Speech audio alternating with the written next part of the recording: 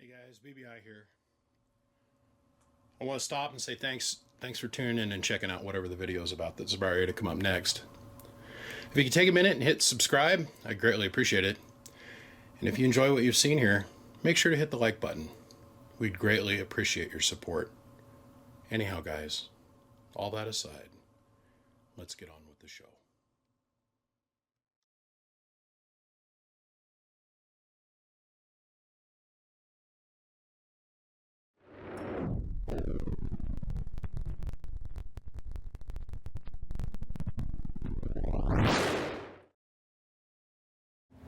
This can be a trip. I ain't used this camera in probably 6 months.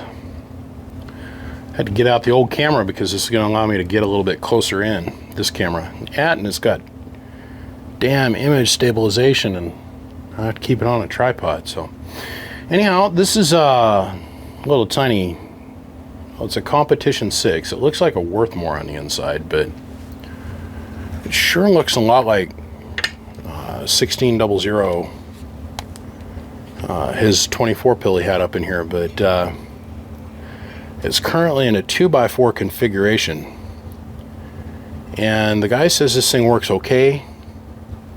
It's got problems, as he says it works all right, works better in the upper bands than it does in lower bands. And I was sitting there kind of looking at the tuning and the wraps and stuff on things, and I'm not too big of a fan of some of this stuff, but let's get down in here and let's take a quick look for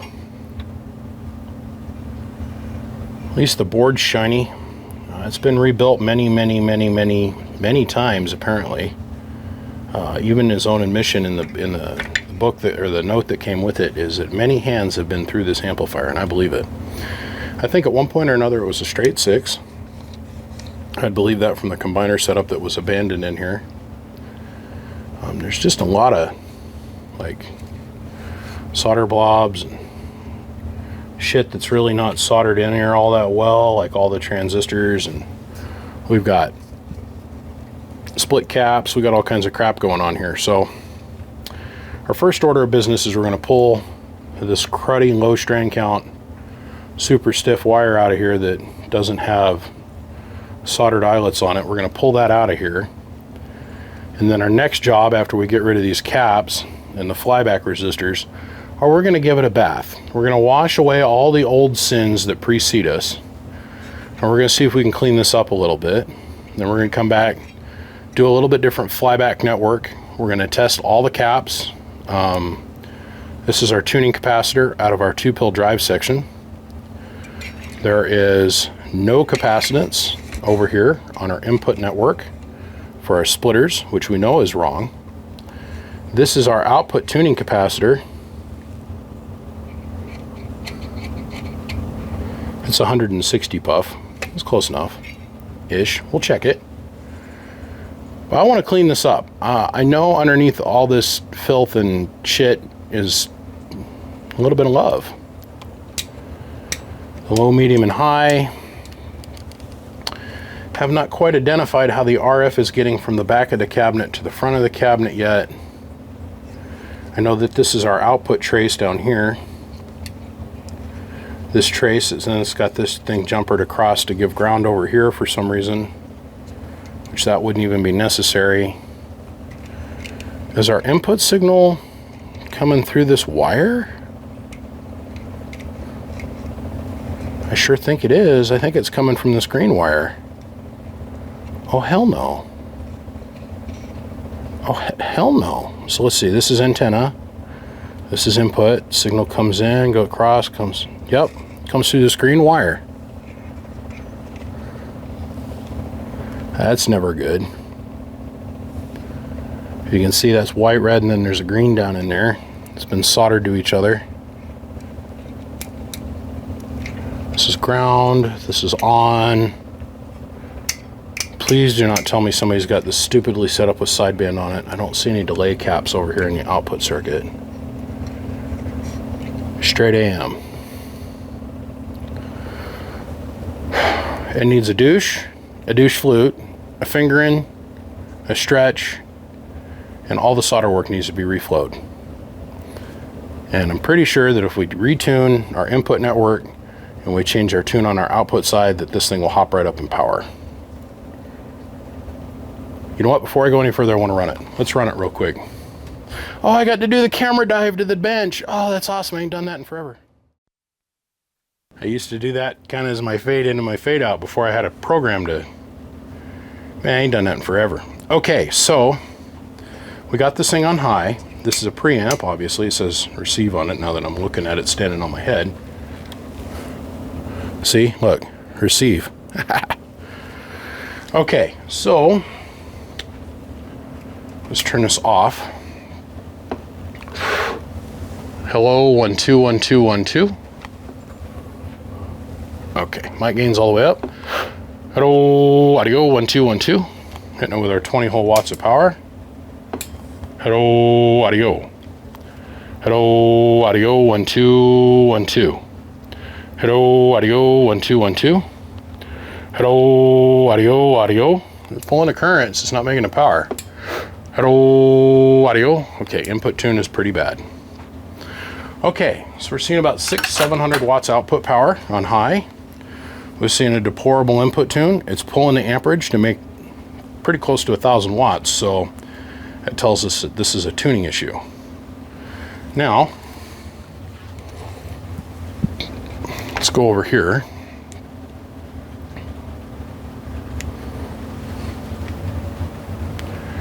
Let's grab our mic. Let's watch this run. Hello, audio. Hello, audio.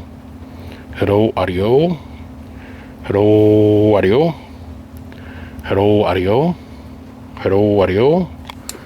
All our transistors are firing, but we can very clearly see that the input network is solely controlled by this resistor. And this resistor is getting hotter than freaking beefcake. So look, they've already got a hole drilled in it. It goes all the way through the heatsink for the fan. Can somebody please explain to me why we've got a 110 volt fan and it's held on with zip ties? Okay, I'm going to call the customer, share with him my results. And when we be back, we'll be stripped this thing down and we'll be giving it a bath. So before we run away,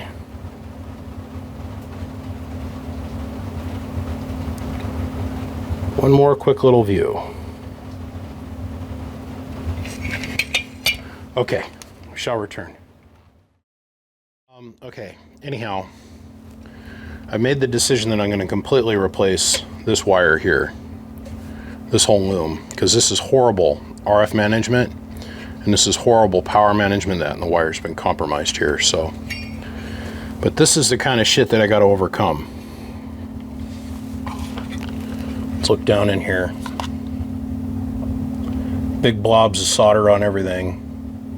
Stuff's not even soldered down all the way, like this transistor here. So I'm gonna go wash this now, and then I gotta come back with a dental pick and I gotta pull. I mean, there is just gobs of solder down around everything. Like that pill screw's completely covered up. Down around everything. It's super, super, super dangerous. Who's to say that some little flick of solder doesn't migrate around in here and cause everything to short out? So this has got to get replaced. This wire going from the output to the input section over here has got to be replaced. This high turn count, that will work on a combiner. I don't think we're going to leave it like this. Also, there was no RF isolation on the output circuit for the power wires, so I got to add some ferrite there. But first things first, I got to clean this box up. Like, there's bunches of just random cut off wires. All that stuff's got to come out. The preamp and those kind of things in this did work. The pass-through was relatively okay, so I just got to clean this up. We got to start over. This no work for me. It's like we're going to get rid of this here, and all this horse shit up here, it's all gone, deleted. If anything, I'll bring a piece of coax around and hook it up to a variable and then bring it back around on coax over to here. This is way too much induction. There's too much inductor here for us to deal with it. So, what a mess. Okay, obviously this has been replaced. This is a 5L. This is a 3F. That is a, what is that? An 8W. 8H. And that is a 4A. So the only match 2 transistors in here are the driver section.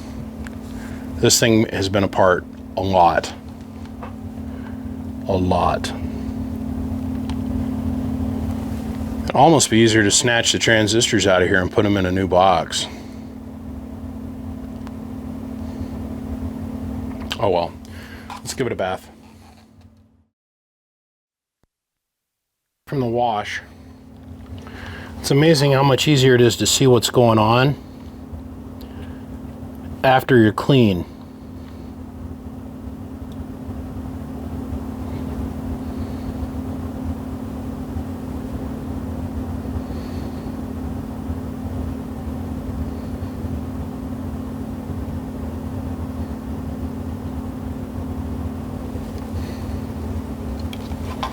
This is nuts.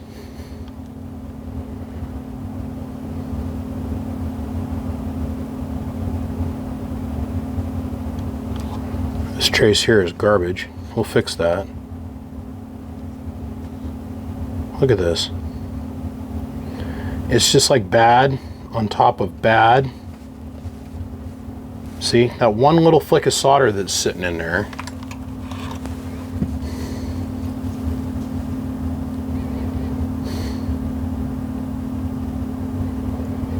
One little flick of solder in there is enough to ruin the whole box. If that same flick of solder was over here on the opposite side of the circuit, we'd have all kinds of problems.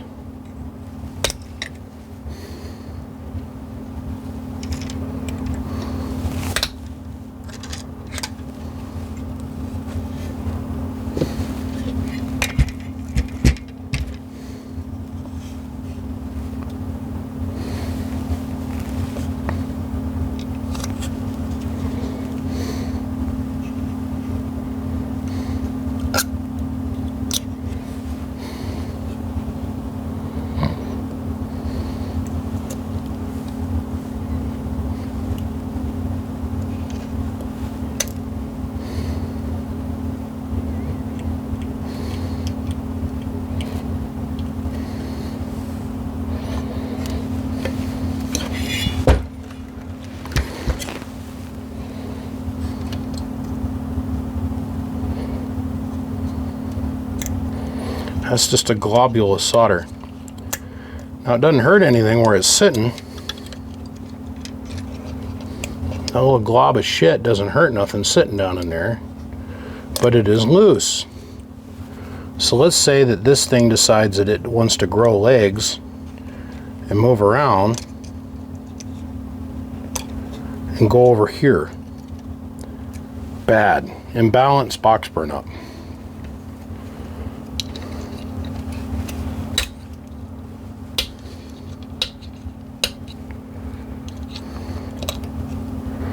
See how much work that was? It was nothing.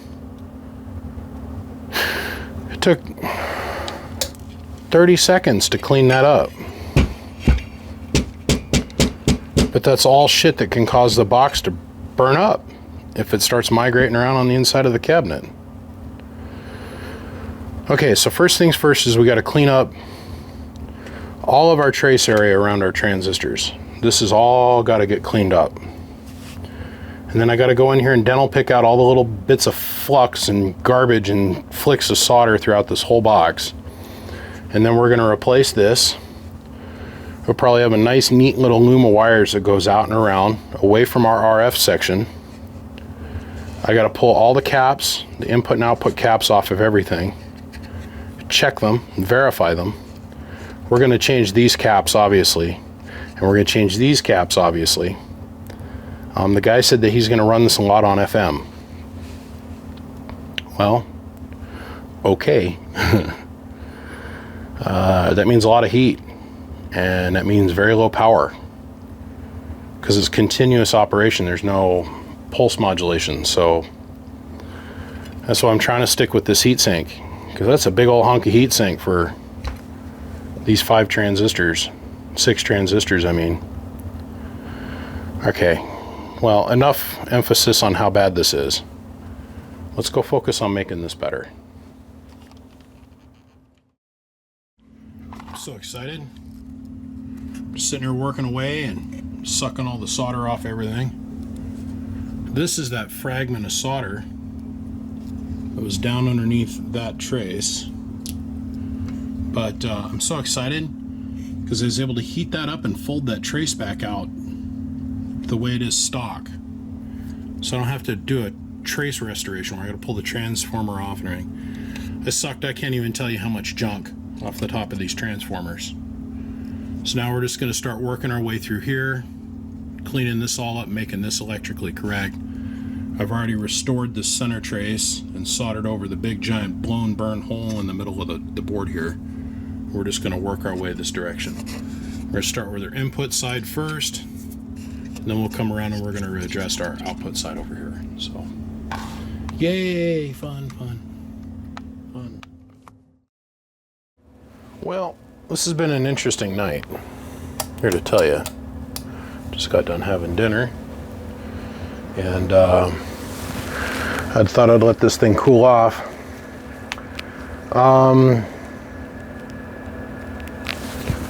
Dramatic change would not describe what has happened.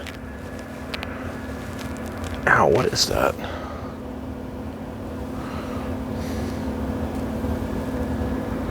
Ouch. Dramatic change would not even begin to describe what has taken place on the inside of this amp. So we got rid of this bar distribution system for the ground. We're over that. We're going to rely on the case over here and one center ground point to help distribute the ground. Okay? It radically, very quickly dawned on me that there's a ground bus that goes here and another one that goes behind it that feeds these center tabs of the transistors. So, make a long story short, we did away with that. We added a board here, kind of like what they've got going on Messenger, to help support the copper tube, and then we went ahead and doubled down on our power wire. The reason we did that was to make the current even. Okay. This is all the parts that I changed out of that box. Pretty much every cap was either out of tolerance, as in like these 1000s have all been the victim of heat. Not one of these reads in the these are two 500 puff caps that they've put together. Not a single one of those reads anywhere close to 500. They're in the 4s and the 6s and the 700 range. So you can change pills till you're blue in the face. It ain't gonna make the box run no better. So now, like I was explaining to the customer, that low, medium, and high switch, we need to do away with that, especially the way he's gonna run this, which is gonna be primarily on FM. So we went ahead and went with a variable, because we're talking 4 or 5 watts worth of input signal at the most into this box on FM and the FM mode operation. Fixed your preamp so it would be a little bit more stable. Change the transistor out for it. It was really simple. It was this one here. That guy right there. Rewired it so it made sense, like electrical sense. Like we're not gonna take all of our remote cables, like our on-off and preamp controls and all that shit, plus our RF, which was going down this green wire and unshielded. This is like phone lead, man. Got rid of that garbage. So now we're using, guess what, RG316 internally on the box. It comes down, goes around, comes up, goes over to our variable. Then 316 comes out. Imagine that, a balanced 50 ohm piece of coax, not manufactured in our shop with a piece of ground braid, like I have seen other prominent builders do. Brought that over to our 2-pill. Now we got a matched input. Change the number of turns in the input, or on the input transformer for the 2-pill section. There was They had managed to stuff 5 turns of wire in the output transformer. I went in and changed that down to a wrap and a half. I went to metal clad 1000, so they won't break down. They're 1% tolerance on these. They're double kVA rating over what we normally use, and that's because of the heating issue that we're having with our cores on our ferrite. We're going to make this thing as bulletproof as we can. We went through and completely redid all the solder work around the transistors. Guess what? The components are actually soldered in. On the output of each one of the transformers, they had 230 puff, which is a value I've never even heard of before. I've got a couple style of these boxes in here. I went and pulled them.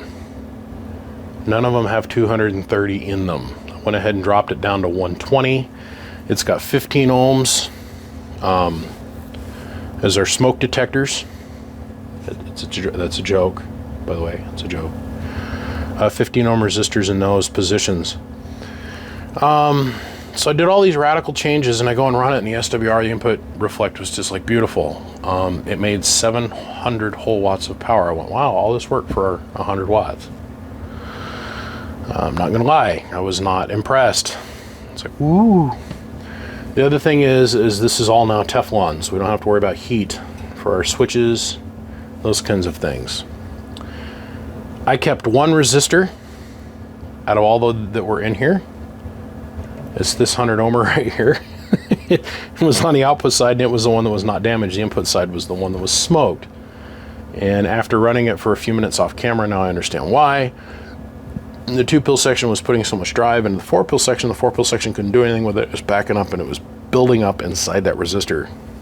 Period. The input tune was so far out of whack. We replaced...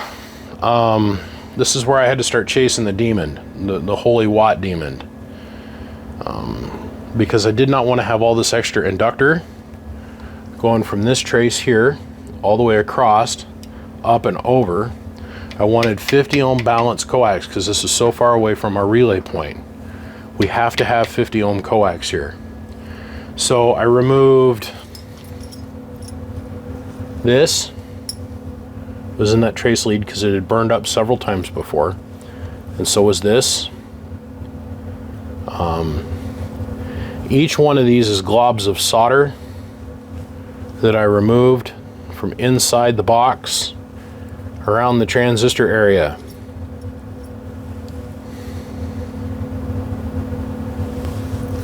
This was our final output tuning capacitor, this little broke down old school disc capacitor. It worked. It's not going to work as well as these good, nice, new 1% metal clads we've got sitting in here. I started out with 70 puff, and then I slowly worked our way up. This is a 35 and a 25 puff cap. So we ended up roughly about around 160 again, but, or no, not 160. Let's see, 60, 70, 80. We're about 120-ish, somewhere in there. 130-ish, somewhere in there. Is where we ended up. But where we were actually really able to find the watts was this here. Our output combiner has got, let's count the turns together, guys. 1, 2, 3, 4, 5, 6 turns on it, which is electrically incorrect. It should have 7. Our input splitter has got a number of total of 3, which is also electrically incorrect.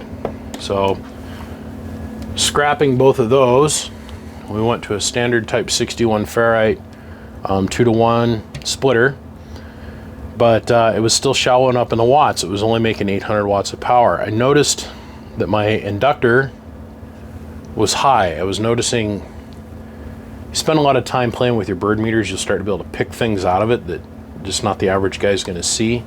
So I went down on my turn count. Instead of doing a 2-to-1 wrap, so doing 2 turns on each input, I went a 1-to-1. And it's not 1-to-1, it's 2 ports into 1, but it's a single pass through the ferrite on both sides. Our end result is that we're pretty darn close to 1,000 watts. Downside, our transformer cores, our output transformers they just get hot, they're saturated. We're at the point of saturation, so we cannot achieve any more power out of this box. You can volt up I volted it up and took it to 16.5 volts. It made 1300 watts of power. But let's go up here. Let's turn on the 2950. Let's make sure the box is off. Let me show you drive here. Hello, audio. Hello, audio. 11111111. Hello. Show you a pass-through tune. Hello, audio. Not the greatest, but not too horribly bad. So we got our variable all the way open. It's a 1,000 watt slug in peak, 1,000 in average, 5 watt slug in reverse. Back from the bird, 10,000 watt dummy load. Hello. Hello. About 410 or 910 watts, give or take a little bit. Hello. Our input tune is all the way down at less than 1/8 of a watt, and that's down from 3.5 watts. Needless to say, the radio is going to survive now. The radio will survive. I think this is going to run a lot more stable for you than what you had going on previously. So please note we're at 273650. I know you said that's about as low as you ever go in frequency. I'm not going to go and tune it. There's not going to be any difference between that and channel 48 and stuff where you normally operate. Let's do this. Shut off the box. Okay, note to self. Take that bird apart, it's not making contact with the slug. Okay, so you said what would it do if we put a 3 watt carrier in it on FM? Survey says 3 watt carrier on FM going in is going to produce 500 watt FM carrier out. Hence the reason I wanted you to stay with the 2x4 configuration. This is showing us 500 watts on the nut. This is showing us 450 watts on the nut. And that is with a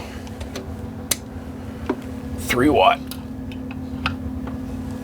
dead key going in. So even if you choose to back your carrier down to 2 whole watts on FM,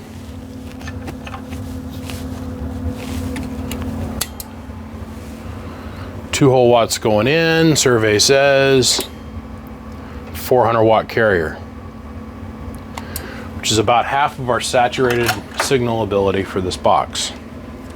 It's really important. We're running things at half. In theory, if you can keep enough air going across these components on the top and enough laminate airflow going across this big giant heatsink, you will have a chance for success. Maximum FM wattage is 600 watt carrier.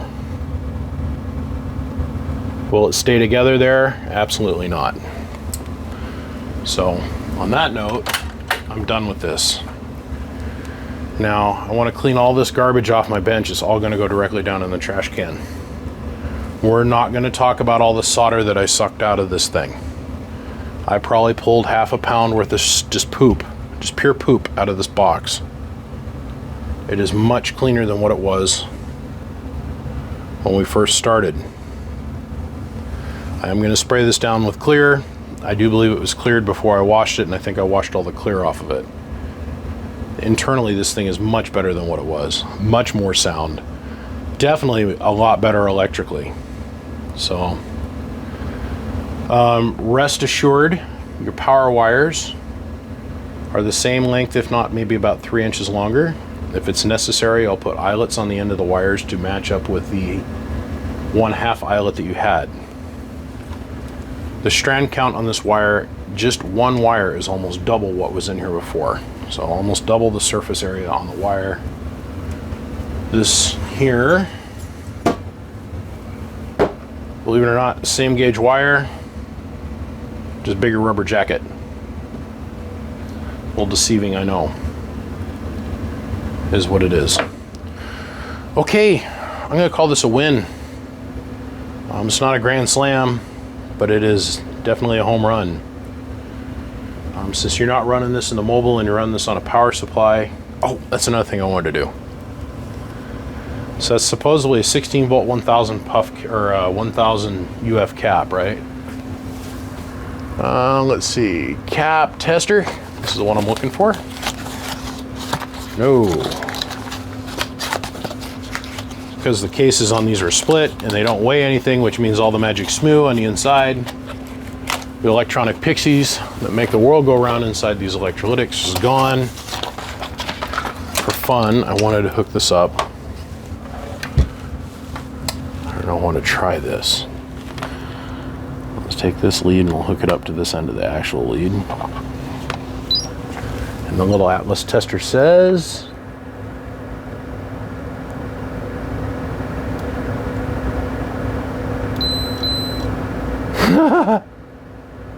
somehow magically that's still within a 20% window.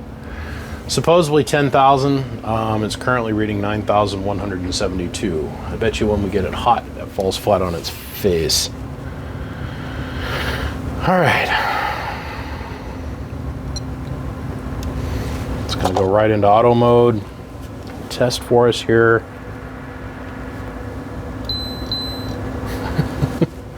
Also low and below standard. This is the one the case is actually in decent shape on.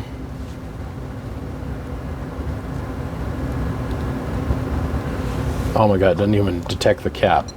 Test. Open circuit or low capacitance. This one is dead nuts bad. And it's the one that's physically in the best shape. Okay, well, we know where to file those. F it, bucket. This has been interesting. God, I know the guy that built this box. He's now gone on to God. Back in the day, this is the way they built.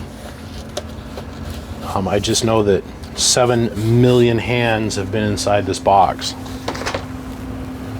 I mean, literally. I think there's probably been 10 people inside of this thing since it was built. I wish I could remember the name of the builder of this box. I really do. I got a 24 pill that's sitting at the end of the room that's just built just like this, same guy. But man, I think you're good to go. I think we got all the things out of here that would kill it, and we found 300-ish plus watts inside the amp that wasn't there before. You didn't have access to, but you got access to it now. I think I'm good to go. Well, on that note, I'm out of here on the Handycam. It was fun to shoot a little video with this thing.